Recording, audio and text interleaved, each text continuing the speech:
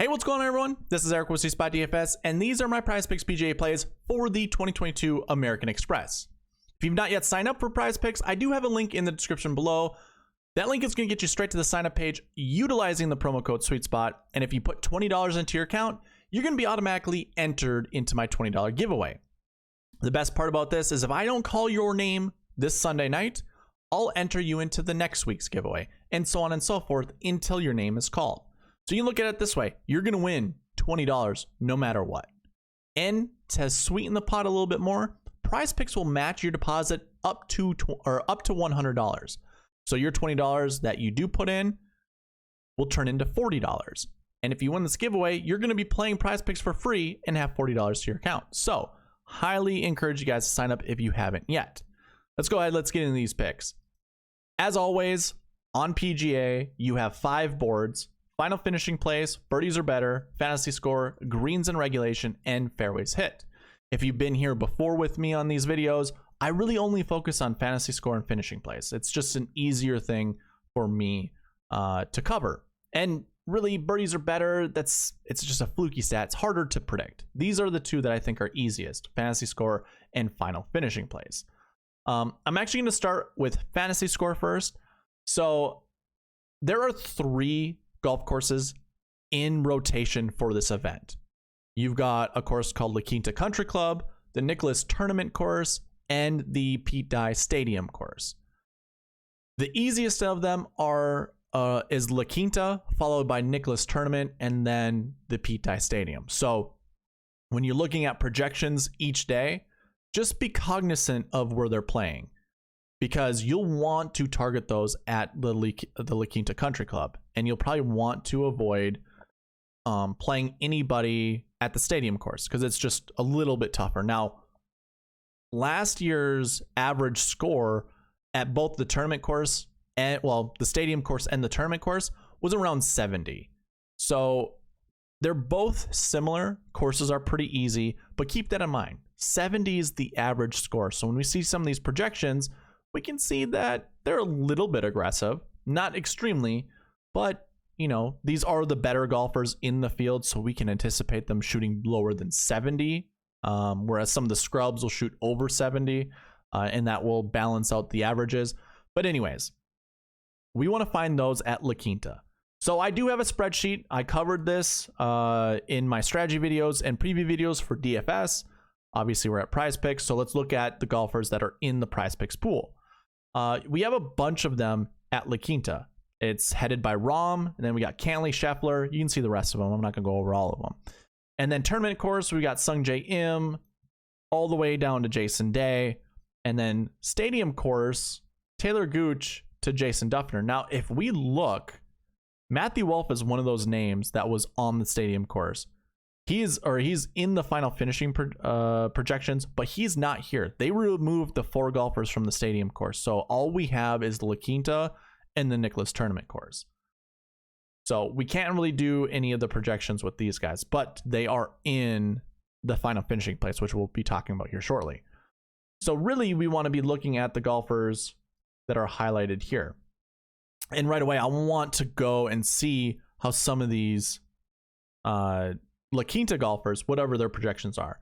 I have a feeling the lower guys are going to be the ones to really pick on, or the ones to choose. So Ricky Fowler's one of them. So is Will Zalatoris. Cameron Tringale's there. These are guys that can shoot pretty low. But I want to make it easier for myself. These 69.5s, they're so close to the scoring average, and they're at La Quinta that it would be a really disappointing round of golf if they don't shoot under their projections. So I think these are kind of your locks. Now, if we had to choose an over, I'd pick on the guys that are at the stadium course. So any one of these, if I'm looking at this, I'm probably going with a golfer that really can't putt that well, which would be Corey Connors, maybe even Sungjae Im. Obviously, these are really good golfers, but I bet you their projections are a little lower than what we'd be comfortable with. So I think those are the 2 I'm picking on. Otherwise, what I'd have to do is pick on like a Rahm or a Cantlay, which I don't want to do. Rahm, by the way, when he won this in 2018 at La Quinta, where he's playing this for this projection. He shot a 62. So if that gives you a lot of confidence to play the under, go for it. But yeah, here we go. Corey Connors, 68. He has to shoot a 67. I'm just going to go ahead and choose the over. Now, Corey Connors is very capable of going under, but I like the over with this one because you had to pick one over and one under. So that's what we're doing there. As I look through the rest of these, again, I'm probably more inclined to take some of these that are down here. Justin Rose, I like hitting the under, as well as Siwoo Kim. We'll check Siwoo Kim as the under. I'm going to get rid of my promo funds. Let's see, 8.17. There we go. 5 picks to win $81. I think that's pretty good. So we'll place that. We'll get into final finishing place now. It starts with Rahm at 6.5. That's his projected finishing place. I see him finishing inside the top 10. That doesn't guarantee you he's going to beat this projection. So I don't feel super confident with the 6.5. So I'm just going to ignore it. However, Patrick Cantlay, to me, I absolutely love this projection. I also have him inside the top 10 at a pretty high clip. So I'm hitting the under with Patrick Cantlay. Same could be said for Scheffler, but I'm not super convinced just yet. We haven't seen Scheffler since the fall swing. So I'm not confident choosing him. And actually, when I look at all these projections, I can make the case for every one of these golfers hitting their unders. I can't really make the same case for everyone hitting, or like, I can't make a case for everyone hitting their overs. The ones that I could, though, Matthew Wolff, 24.5. I would pick on Wolff because he's super volatile. He's either going to win this tournament or he's going to miss the cut. So I'm leaning towards the missed cut, but he has played well here before. I actually think his mental issues that he's had over this entire last year stemmed from this tournament. I'm sure most of you don't remember, but his ball moved in the rough when he was addressing it. And everyone came over, tried to determine, was it his fault or not? They ended up not. It was not his fault. He did not get penalized for it. But all the replays show when he did his little hitch, the ball moved.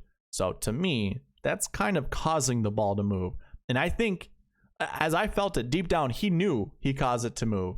And then he just felt guilty the rest of the round. That's just my take. And I think that's where a lot of the mental issues stemmed from. But it probably not. That's probably pretty shallow thinking. But either way, if there's a reason, like I said, I can't find reasons for everybody hitting their overs. If there's a reason, I like that with Wolff. Henley, last week, he tied Hideki Matsuyama. They went into a playoff. He lost, so maybe there's emotional ties where he just can't get over for this round of golf. But I like that projection. 27.5 is a good one.